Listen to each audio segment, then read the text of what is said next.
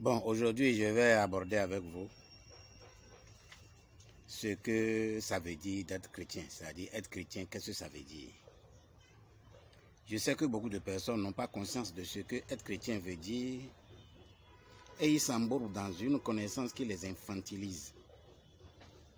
C'est quoi être chrétien? C'est accepter que le Dieu qui l'a créé est imparfait. Si je dis que je suis chrétien, donc j'ai accepté que le Dieu qui m'a créé est imparfait. Imparfait pourquoi? C'est le Dieu là qui nous a créés. Et on nous dit en même temps que nous avons péché. Le Dieu là, c'est lui qui nous a créés. Et on nous dit que nous avons péché contre ce Dieu là qui nous a créés. Vous voyez un peu?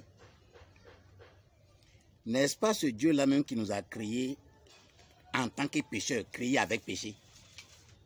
En ce moment-là, le coupable est qui? C'est Dieu même ou bien c'est les humains innocents qu'on dit qu'il a créés? Je ne comprends pas. Il faut qu'on voit les choses de façon très claire. On dit que Dieu nous a créés.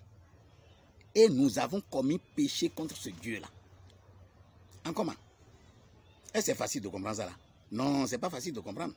Dieu qui nous a créés, il nous a créés avec péché. Si c'est Dieu qui nous a créés, il nous a créés avec péché. Et s'il nous a créés avec péché, l'humain que nous sommes coupables en rien. Que ces religions-là cessent de nous infantiliser inutilement. Allumez un peu vos cerveaux et voyez un peu ce que ça veut dire. C'est lui-même qui nous a créés et puis nous avons péché contre lui. Ça veut dire quoi? C'est rien du tout ça. En comment? Donc, le Dieu là même, j'ai dit que être chrétien, c'est accepter que le Dieu qui t'a créé est imparfait. C'est d'abord à deux niveaux. Au premier niveau, c'est lui-même qui te crée et puis il dit que tu es. Et puis en même temps, Dieu dit que tu as commis péché contre lui, tu n'as pas respecté quoi, tu n'as pas fait ci. En tout cas, selon les enseignements de la Bible, sinon il ne parle pas aux choses. Est-ce que tu vois? Et en même temps, ce Dieu-là, pour te créer, il a utilisé un corps. C'est-à-dire, on dit que la Bible dit que Dieu a créé l'homme avec la terre et il a soufflé. Selon Genèse 2, en tout cas, il y a une passage de la Bible qui dit et il a soufflé dedans. Ça veut dire que quoi? Que le Dieu qui a créé l'humain là, c'est un Dieu humain.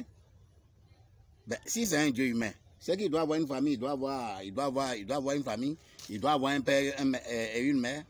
À ce moment-là, ce n'est plus Dieu. Parce que Dieu ne peut pas avoir de père, Dieu ne peut pas avoir de mère.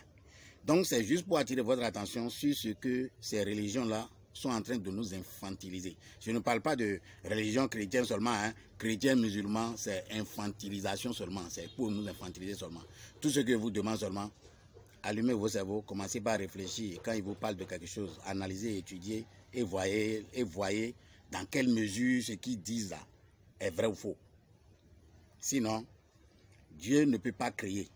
Dieu ne peut pas nous créer. Parce que si Dieu a créé, ça veut dire qu'il a utilisé un corps. Quand on parle de création, ça veut dire qu'on a utilisé un corps. On a utilisé une forme pour créer. Ce que c'est que la création, je vais revenir dans une autre vidéo pour vous expliquer que la création en elle-même n'existe pas. Et puis je vais vous démontrer comment la création en elle-même n'existe pas. Et vous allez comprendre un peu ce que je suis en train de dire. Pour le moment, je vais m'arrêter là d'abord.